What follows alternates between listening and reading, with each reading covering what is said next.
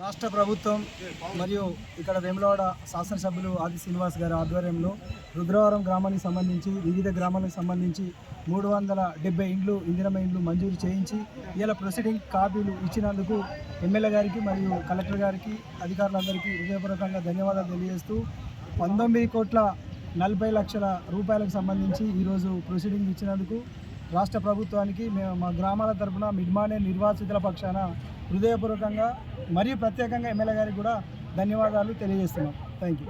Urban మండలంలో 380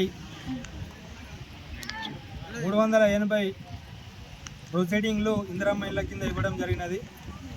రుద్రవరంలో 67 ఇండ్లకు గాను ప్రొసీడింగ్ ఎమ్మెల్యే గారు కలెక్టర్ గారు ఇవ్వడం జరిగినది.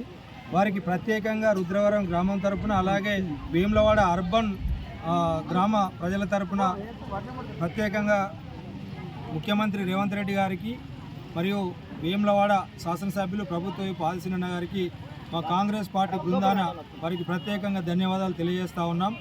తొందరగా ఇండ్లు మొదలుపెట్టి మరి చేసుకోవాలని చెప్పి అందరూ ఇండ్లు కట్టుకోవాలని చెప్పి సుఖ సంతోషాలతో ఆయురారోగ్యాలతో ఉండాలని చెప్పి కోరుకుంటూ మిగతా ఉన్నటువంటి వాళ్ళకు కూడా స్పెషల్ కోటా కింద మన గ్రామానికి 500 నుంచి 515 వస్తాయి. అవి కూడా అతి త్వరలోనే మరి ప్రకటన చేయడం జరుగుతూ ఉంది.